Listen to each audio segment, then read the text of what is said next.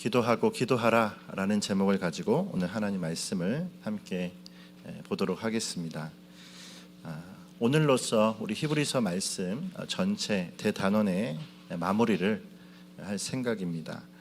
지난 2월부터 오늘 이제 9개월이죠. 11월이니까요. 이 9개월 동안 우리가 함께 히브리서의 말씀을 함께 다루었는데 이 9개월이 짧으면 짧고 길면 긴 시간인 것 같습니다. 말씀을 좀 더 조밀하게 보시는 설교자들은 한 본문을 가지고도 2년, 3년을 설교하시는 경우도 있기 때문에 우리는 9개월이면 좀 적당하지 않나 이 생각을 제 개인적으로 하게 됩니다. 특별히 감사하게도 지금 우리가 새벽마다 묵상하여 보는 본문도 히브리서의 말씀이기 때문에 얼마나 감사한지 말씀을 더욱더 깊이 우리가 함께 볼 수 있어서 더 감사하지 않나 그런 생각도 드는 것 같아요.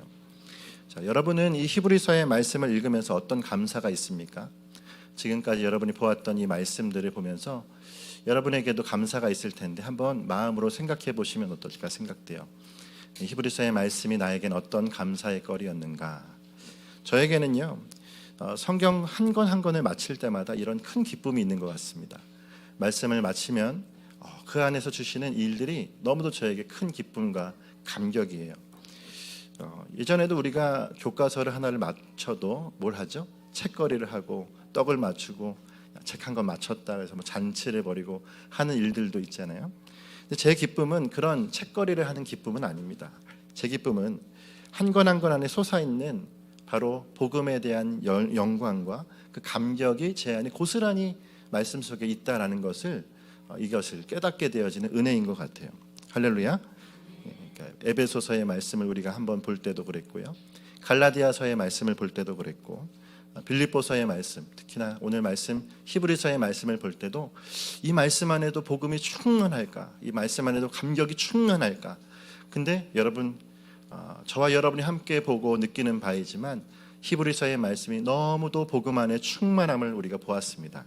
할렐루야. 이것이 바로 저에게 주시는 기쁨이요 또한 여러분에게도 주시는 기쁨이라고 생각이 되어집니다. 여러분, 구약에 머물러 있던 우리의 신앙을 일깨워서 이제는 복음의 영광을 보게 하는 이 저자의 강한 겉면들, 이것이 이 히브리서의 말씀 속에 우리가 지금까지 보았던 것이었잖아요. 도리의 사도이신 예수 그리스도, 고백의 주인 되신다는 뜻이었잖아요.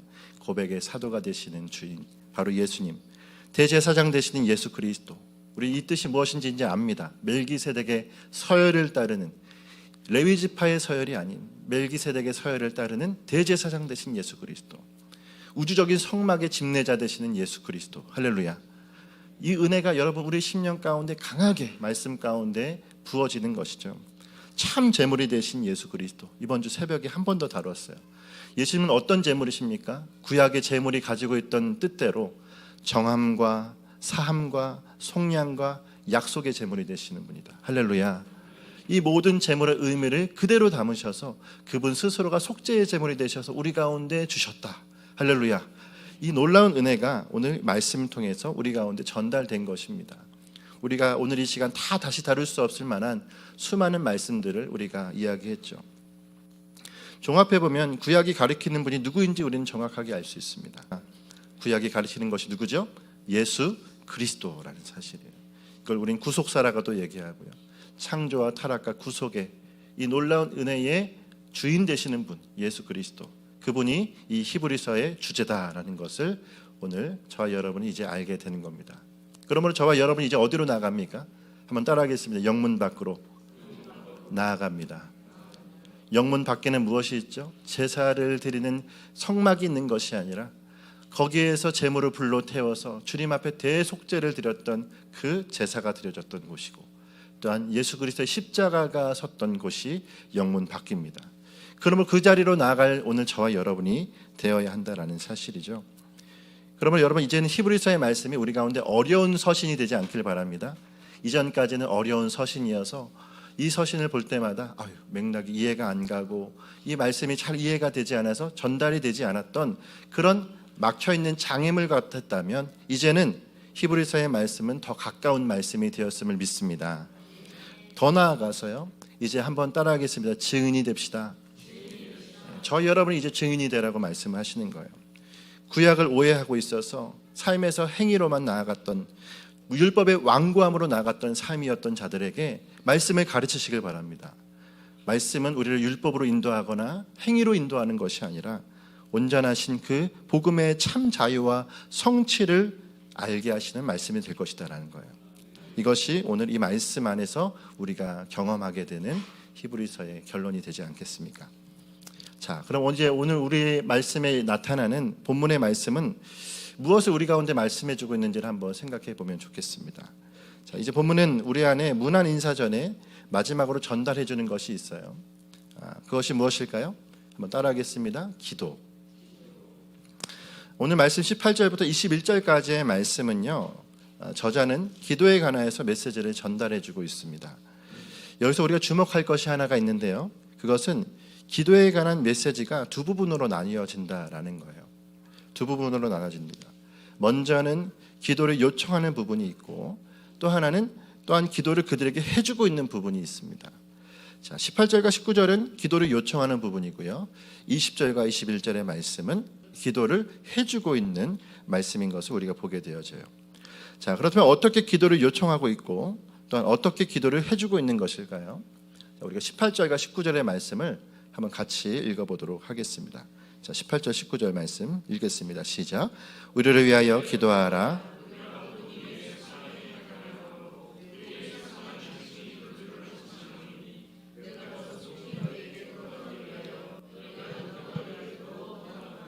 아멘. 먼저 저자는 기도를 요청할 때 무엇이라고 얘기합니까? 우리를 위하여 기도하라, 기도해달라고 얘기를 합니다. 자, 우리를 위하여 기도해달라는 이 말 자체가 오늘 우리가 주목해 볼 필요가 있는데요, 여기서 우리가 무슨 말씀을 했죠? 이 우리라는 단어를 썼어요. 자, 여러분, 이 우리라고 하는 단어에 주목해야 될 이유는 뭐냐면 저자가 지금 혼자가 아니라는 얘기를 하고 있기 때문입니다. 자, 히브리서 저자는 지금 공동체와 함께 있다는 걸 전해주고 있어요. 우리를 위하여 기도하라라는 말하네요.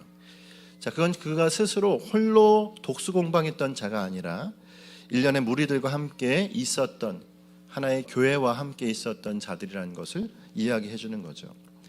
자, 이것이 우리 가운데 전달해 주는 몇 가지의 생각이 있습니다. 무엇이냐면 바로 그는 목양적 마음의 출처를 어디서 나왔는지를 우리는 짐작할 수 있다는 거예요. 히브리서 저자가 가지고 있는 목양적 메시지를 우리가 지난 시간에 보았죠. 이 목양적 메시지를 그가 가지고 있었던 것은 바로 그가 또 하나의 무리와 함께 있었기 때문이다라는 거죠. 그러니까 자신도 하나의 일련의 무리들과 함께 신앙을 세워가고 있는 상황에 또한 어떤 한 교회를 향하여서, 어떤 지체들을 향하여서 또한 그가 말씀을 전달하고 있는 것입니다. 또 하나는 무엇이냐면 신학적으로 완전해 보이지만, 그러니까 히브리서의 저자의 이 글을 보면 신학적으로는 완전해 보이지만 그 저자 역시도 기도가 필요하다라는 사실이에요. 바로 이 히브리서 저자는요, 그 스스로가 기도를 요청하고 있으므로 자신도 기도가 필요한 자임을 드러내고 있습니다. 기도가 없이는 어느 것도 안심할 수 없다는 것을 이 기도를 요청하고 있는 이 요청을 보면서 우리가 알 수가 있는 거죠. 자, 그러한 의미에서 본문은 우리에게 특별한 기도 제목을 전해주고 있어요.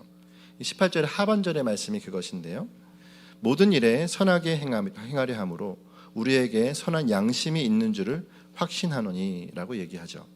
자, 그리고 19절은 두 번째 기도의 제목이라고 할 수가 있는 겁니다.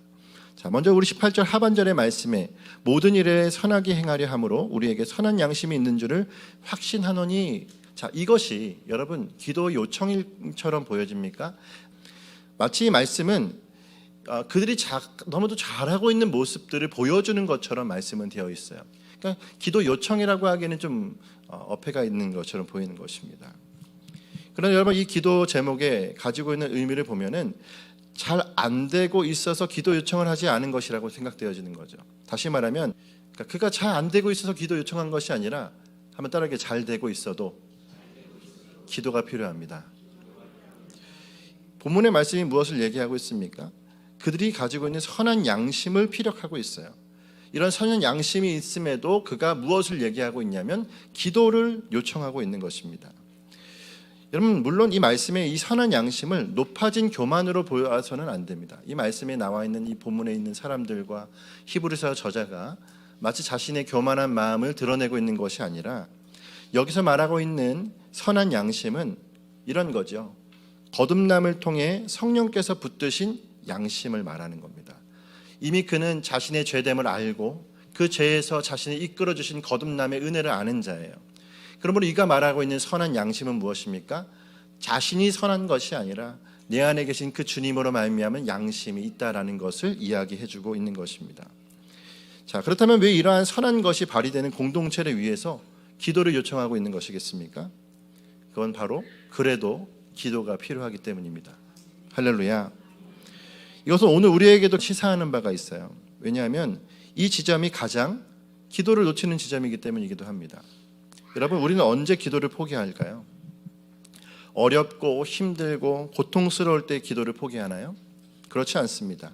잘 되고 있을 때, 걱정이 사라질 때 우리는 기도를 포기한다라는 거예요. 중요한 건 이렇게 기도를 포기할 때 어김없이 찾아오는 것이 무엇일까요? 영적 둔감함이다라는 겁니다. 무언가 일이 잘 되고 있는 것 같고 일이 잘 풀리고 있는 것 같을 때 우리는 기도를 포기하지만 그 기도의 포기가 찾아오게 하는 것은 영적 둔감함이라는 것을 오늘 우리는 알게 되는 거죠. 그러므로 여러분, 우리가 인지해야 되는 한 가지 영적 흐름이 있습니다. 그것은 무엇이냐면 바로 우리의 신앙은 무너뜨리려는 적이 있다는 사실이에요. 늘 우리에겐 적이 상존합니다.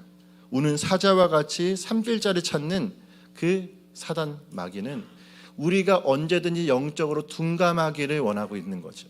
그러므로 여러분, 우리는 어떠한 상황에서도 기도를 놓치지 말아야 합니다. 할렐루야. 기도는 포기해야 되는 것이 아니라 어떠한 상황에서도 기도는 우리가 해야 되는 것이다 라는 사실이에요. 우리 옆에 있는 분에게 이렇게 인사할까요? 기도를 포기하지 맙시다. 한 번 더 인사하겠습니다. 기도를 멈추지 맙시다. 여러분, 사실 기도를 포기하면 단지 기도만 포기하는 것이 아닙니다. 그것은 자동으로 주님보다 나를 신뢰하는 것이 되어지는 거예요. 내가 기도를 포기하면 그때부터 나는 누구를 의지합니까? 자신을 의지하는 것이 자동적으로 나오는 자가 되는 거죠. 그러므로 여러분, 더욱 주님께 드리는 기도를 포기하지 않는 삶을 사는 오늘 저와 여러분이 되시기를 바랍니다. 매일같이 주님을 찾고 주님께서 일하심을 보기를 원하는 자의 모습이 오늘 저와 여러분의 모습이어야 할 줄을 믿습니다. 이렇게 오늘 우리가 이 기도에 대해서 이야기를 할 때 이런 궁금증이 있으신 분들이 있으실 겁니다. 그러면 어디까지 기도해야 합니까? 기도를 하라고 하셨는데 어디까지 기도해야 됩니까? 모든 부분에 기도가 필요하다라고 얘기하는데 구체적으로는 어떤 범위를 정해줘야 되는지를 묻는 분들이 굉장히 많아요. 어떤 분은 그렇게 얘기합니다. 오늘 내가 어떤 반찬을 해야 되는지, 주님 깍두기를 썰까요? 주님 배추를 썰까요? 기도하는 것, 그것부터 시작하라는 그런 생각들도 많이 가지고 있어요. 근데 여러분, 답은 단순합니다. 사실은요. 답은 단순해요. 여러분, 이 말씀이 여러분에게 답이 되시길 간절히 바랍니다. 로마서 8장 27절과 28절의 말씀을 우리 앞에 띄워드릴게요. 27절과 28절입니다. 시작. 마음을 살피시는 이가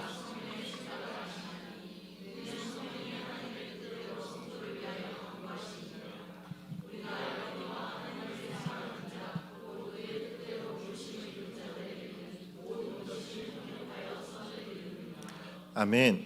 여러분, 기도를 어디까지 해야 되는가가 궁금하실 때 이 말씀이 여러분에게 답이 되시길 바라요.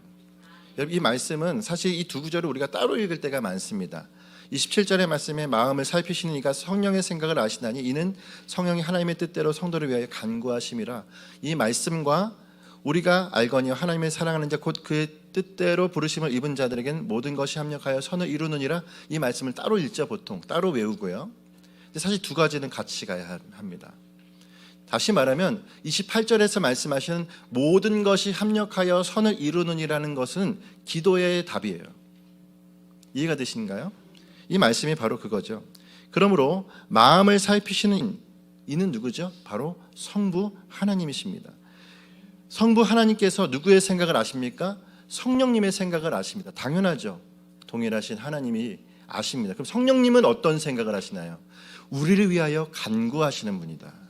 우리가 주님 앞에 기도할 때에 그 기도의 내용이 어떠하든 우리의 마음의 심중에 있는 주님을 향한 원함을 주님이 아시고 계십니다. 할렐루야. 아무리 어눌한 기도라도, 정말 기도를 잘 못하는 초신자의 기도라도 하나님이 그 기도가 무엇인지를 아십니다. 그래서 마치 통역을 하듯이 우리의 부족한 기도를 성령께서 어떻게 해요? 성부께 가장 알맞는 기도로 올려주신다는 사실이에요. 그러므로 그때 무엇이 발휘됩니까? 내 기도가 내 뜻대로 이루어지는 것이 아니라 성령님의 뜻대로 이루어지게 되어지는 사실이에요. 할렐루야. 그러므로 여러분, 기도를 제대로 알지 못할 때는 우리가 이렇게 얘기합니다. 마음이 평안하면 응답입니다. 이런 얘기를 많이 하시는 기도해요. 저도 과거에 그렇게 말씀을 드리기도 했습니다. 마음이 편안하면 응답일까요? 준답입니다. 마음이 편안하면 응답일 수도 있고 아닐 수도 있습니다. 근데 여러분, 정말 정답은 무엇입니까? 결국 주님께 올려진 기도가 그분의 일하심을 통하여 선을 이루어 가실 때에, 할렐루야, 이것이 우리 가운데 기도가 되어지는 답이라는 사실이에요. 정확한 답은 확실합니다. 그의 뜻대로 부르시는 입을 입은 자들에게는 합력하여 선을 이룬다. 쉽게 말하면 이거면 정말 주님을 사랑하는 자의 기도는 주님이 합력하여 선을 이루신다. 그러므로 여러분, 내가 어떻게 기도하는지를 잘 모르고 어떤 방향으로 나가는지를 모르더라도 기도를 놓치지 마십시오. 멈추지 말고 기도하십시오. 여러분, 그 기도에 오늘 당장의 응답이 찾아오는 것 같지 않더라도 결국을 여러분 보시게 될 겁니다. 주님께서 결국 주님의 뜻을 이루시는 일들을 보게 되어진다라는 거죠. 그러므로 당장 무엇을 위하여 기도할지 응답을 위해서 조급하지 말고 내 마음이 주의 뜻을, 주의 은혜로 가득하고 주님의 영광을 위하여 붙들려 그 열매를 반드시 맺힐 것이다라는 것을 알고 나아가는 저와 여러분이 되시길 바랍니다. 포도나무에 가지가 붙어 있으면 많은 열매를 맺습니다. 내가 맺추는 것이 아니라 포도나무가 맺게 하십니다. 이것이 기도의 답이에요. 그러면 오늘 저와 여러분 어디까지 기도할까요? 아니요. 오늘 깍두기 서셔도 되고요. 오늘 배추로 삶아 먹으셔도 되고요. 우리의 기도가 주님 앞에 정말 주님 사랑하는 마음으로 가득한 자의 삶이라면 그의 삶 속에 반드시 주님은 열매를 맺게 하신다는 사실. 할렐루야. 여러분, 그런 의미에서 오늘 히브리서 저자가 이 기도의 요청 다음에 그가 했던 기도, 그들을 위해서 했던 기도가 그러합니다. 20절과 21절의 말씀을 한번 읽을까요? 20절, 21절 함께 읽겠습니다. 시작. 양들의 큰 목자이신 우리 주 예수를 영원한 언약의 피로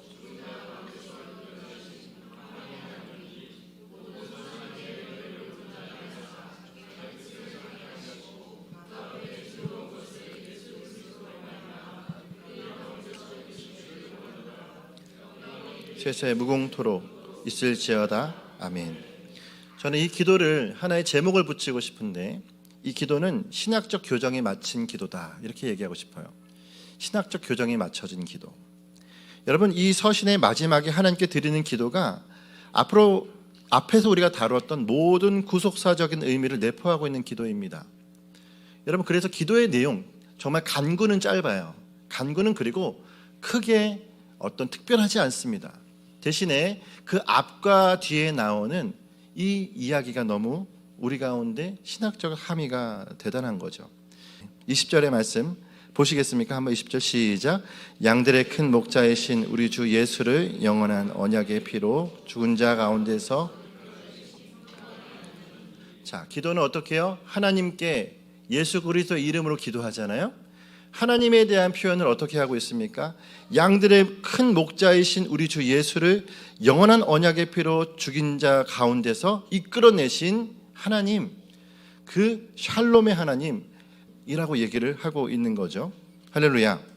그러면 여러분, 이 기도에 스며있는 신학적 견고함과 완전한 복음이 여러분에게 보이십니까?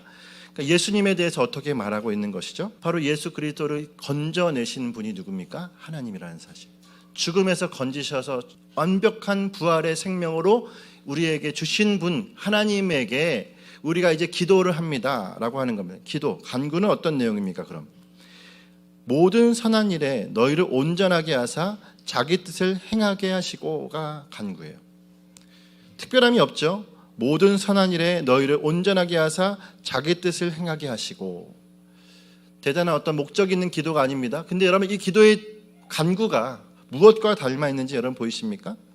바로 조금 전에 얘기했던 합력하여 선을 이루느니라. 할렐루야. 모든 선한 일에 너희를 온전하게 하사 자기 뜻을 행하게 하시고는 우리 가운데 이 기도의 결과가 합력하여 선을 이루게 하여 주십시오 라고 하는 기도와 같다라는 사실이에요. 그러므로 여러분 오늘 하나님에 대한 표현을 어떻게 얘기했습니까? 양들의 큰 목자 예수 그리스도를 영원한 언약의 피로 죽음에서 부활 승리로 이끄신 하나님, 이런 뜻이에요.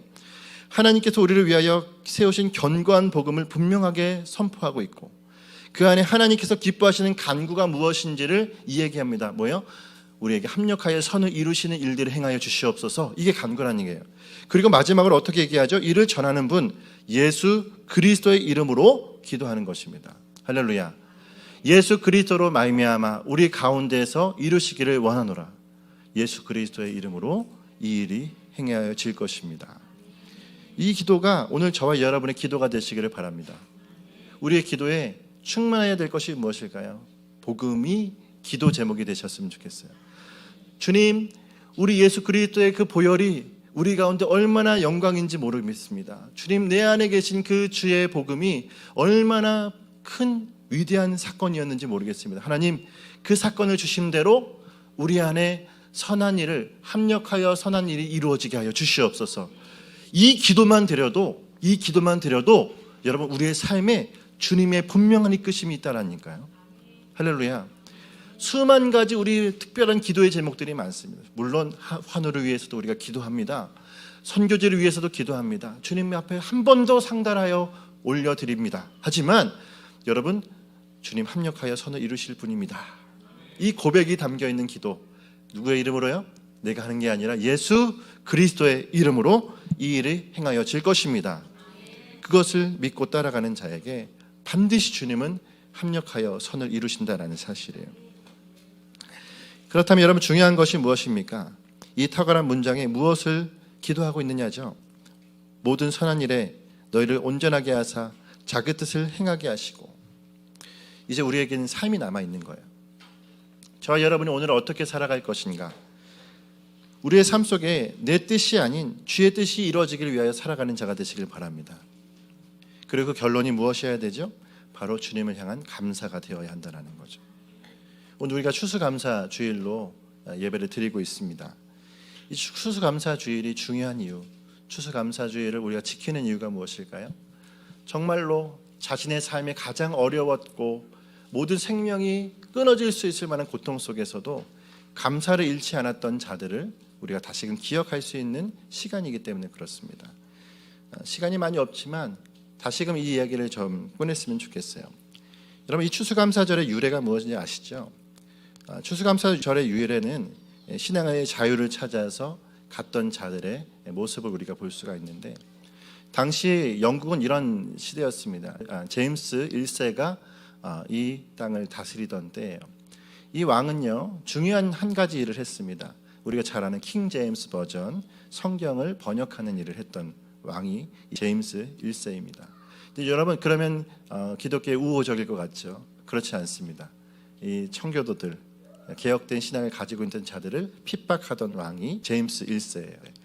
여러분, 이 제임스 1세의 이 핍박 가운데 견디지 못하던 자들이 1620년에 배 한 척을 빌려서 거기에 102명의 성도들이 타서 그들이 이제 이동을 하기를 시작했습니다. 이 배의 크기는 180톤밖에 되지 않는 자그마한 배였어요. 이 180톤밖에 되지 않는 이 작은 배로 이동할 때에 여러분, 이름과는 좀 다르게 이 이름이 뭐냐면 메이플라워라는 이름을 가지고 있습니다. 5월의 꽃이다라는 뜻이잖아요. 여러분, 이 5월의 꽃과는 전혀 다른 배의 안에서의 상황들이 펼쳐집니다. 이 배는 생선을 옮기던 배였어요. 그렇기 때문에 그 안에 수많은 악취들, 또한 그 안에 전염병이 나타날 수 있는 질병들, 수많은 것들을 가지고 그들이 가게 되는 것이죠. 그들의 항해는 2달을 넘어섭니다. 66일 동안 항해를 합니다. 9월에 출발을 해서 11월 이제 추위가 다가올 때까지 그들의 항해는 계속되었던 거예요. 이렇게 여러분, 숱한 고생 가운데 악취와 잠자리, 거주할 공간도 부족한 여러분 180톤의 배에 102명이 탔으니 얼마나 바글바글해요. 여러분 그 가운데 이제는 추위와 또 화장실의 문제들, 파도들, 여러 가지 것들이 그들에게 다가와 있는 이 상황, 이 66일 동안의 항해를 마치고 그들이 천신만고 끝에 미국 동부에 있는 매사추세츠의 한 곳에 도착을 합니다. 그곳의 이름이 플리머스예요. 여러분 이곳에 도착한 후에는 어떨까요? 그들의 고생이 이루 말할 수가 없습니다. 식량도 부족하고 영양실조에 이제 12월이잖아요. 12월 추위를 견뎌내다 못해 그 인디안들의 습격도 있었어요. 당시에 전염병까지 돌았습니다. 그 이듬해에 그 보면은요, 이 102명이 출발했는데 그 중에 절반이나 되는 44명이 사망을 했어요. 절반이 죽는 겁니다. 신앙의 자유를 찾아 떠났고 그 자리로 갔는데 44명이 죽었다. 여러분 거기에서 그 극심한 고통들, 우리 자녀만 죽어도 우린 거의 미쳐가지 않겠습니까? 그런데도 불구하고 그 심각한 고통 속에서 그들이 나아갔던 거예요. 여러분 굶주림과 추위 속에서 겨울을 보내고 이제 봄에는 씨앗을 심잖아요. 그 씨앗을 심으면 뭔가 좀 잘 날 거라는 기대감이 펼쳐지게 되지 않겠습니까? 근데 그 첫 해의 농사는 거의 실패했어요. 여러분 60일 동안의 가뭄이 있었고요. 이 신대륙의 토양에 대한 경험이 부족했습니다. 그렇기 때문에 거기에서 씨를 심는다고 다 나은 것이 아니라 거기에 모든 것이 그러니까 추수 양이 먹는 것에 태부족할 정도로 이 모든 상황이 펼쳐지게 된 거죠. 심지어는요 거기에 숙소가 불탔습니다. 이제 불이 나는 상황 때문에 이건 이제 재현해 놓은 이제 건물인데요. 저 건물들이 다 불타 버리는 상황. 이제는 숙소도 없어서 전소되어서 거기에서 더 이상 살 수 없는 상황입니다. 이런 고통이 여러분 우리에게 찾아왔다고 생각해 보십시오. 얼마나 심각한 낭망이고 절망입니까? 신앙을 찾아 쫓았는데 복음을 쫓아서 갔는데 이런 결과물이 나타나는 경우. 근데 여러분 그들의 고백이 어떤 고백이었는지 아십니까? 한번 따라하겠습니다. 예수께서 겪으신 십자가의 고난을 생각하면서 인내합시다. 그 고난을 생각하면서 인내합시다 라고 하면서 그들이 거기에서도 신앙을 잃지 않고 나갔던 거예요. 그들이 떠난 목적이 그것입니다. 신앙 때문에 갔어요. 어떠한 상황이 되어도 신앙 놓치지 않겠습니다. 불굴의 투지로 나가는 거죠. 여러분 집이 이제 임시 막사들을 이제 세워서 거기서 이제 살게 되어지는 상황에 여러분 그들은요 교회만큼은 정말 아름답게 다시 지어놨습니다. 우리가 살 곳은 누추할 수 있어도 함께 예배할 수 있는 그곳은 주님 앞에 최선을 다해서 올려드리는 모습이었어요. 이번에는 그들이 떠나온 목적이 신앙이었기 때문입니다. 여러분 살아남은 58명이 그리고 그 가을에 인디언들의 도움을 통하여서 추수를 얻게 되었습니다. 여러분 저 그림을 보시면 뒤에 누가 있어요? 인디언들 같이 있어요. 이거 여러분 삐딱하게 보시는 분들은 인디안의 습격들, 인디안을 학살했던 일들 이런 곳에 막 초점을 맞춥니다. 하지만 인디안들의 도움을 얻어서 함께 추수하는 이 감격적인 시간, 그들이 신앙의 자유와 삶의 터전을 주신 하나님 앞에 눈물을 흘리며 감사를 하는데 그 눈물이 끊이지 않아요. 온전한 눈물이 나서 그 하나님 앞에 감사하는 일들, 이게 추수감사절의 유일해요. 할렐루야. 미국은 지금도 추수감사절을 지키고 그리고 한국의 교회들이 지금도 추수감사주의를 지키는 이유는 이런 이유들입니다. 오늘 여러분 우리의 모습 가운데 이 모습이 어떻게 보이십니까?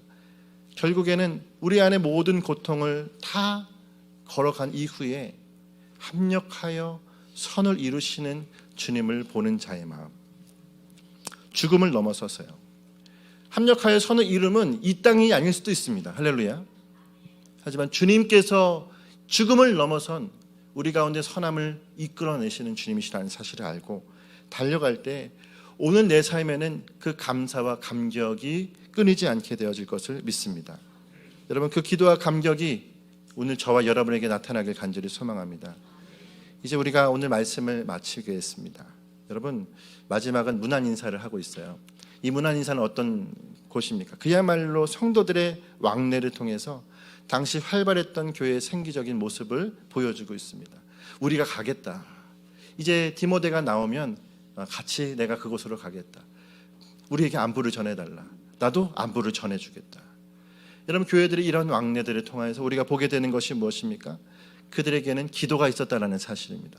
할렐루야. 우리가 기도하겠습니다. 당신도 우리를 위해 기도해 주십시오. 성도 간에 그런 일들이 일어나길 간절히 소망합니다. 나를 위해 기도해 주십시오. 내가 잘 되는 것 같지만 아니요, 제 안에 기도가 필요합니다. 우리의 고백이에요. 여러분의 고백이십니다. 저에게도 마찬가지입니다. 여러분, 저를 위해 기도해 주십시오. 우리 옆에 있는 분에게 이런 사할까요? 저를 위해 기도해 주십시오. 기도하면 그 사람이 일하는 게 아니라 주님이 일하십니다. 주님이 우리를 가장 견고한 것으로 인도해 주십니다. 그분이 합력하여 결국 그분의 선을 이루신단 말이에요. 형제된 교회들을 위하여 기도하시길 바랍니다.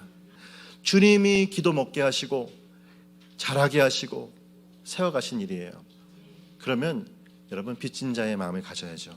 누구를 위해서요? 지금도 지하에서 개척하며 힘써 기도하시는 분들, 이름 한 사람이라도 더 하시길 바랍니다.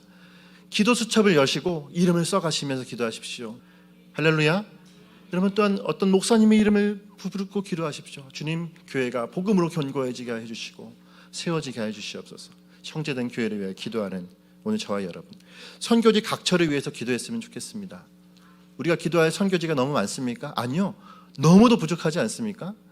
우리가 이름을 알고 기도해야 될 수많은 나라의 선교지에 그 지금도 피 흘려 살아가고 있는 선교사님들을 위하여 파송도 할 것뿐만 아니라 그들의 생명이 정말 주님께 붙들려 있도록 기도할 자들 되어야 한다라는 사실이, 궁극적으로는요, 하나님의 나라와 복음이 온전히 이 땅 가운데 세워지도록 기도하는 자가 되시길 간절히 소망합니다. 할렐루야. 히브리서의 말씀이 오늘 우리에게 딱딱한 말씀, 신학적인 말씀, 어려운 말씀으로 치부되어서 끝날 것이 아니라 이제는 생명으로 기도하는 말씀이 되어서 정말 우리 가운데 주신 가장 탁월한 답을 붙들고 나아가는 복된 모든 성도들이 되시기를 간절히 축원합니다. 기도하겠습니다.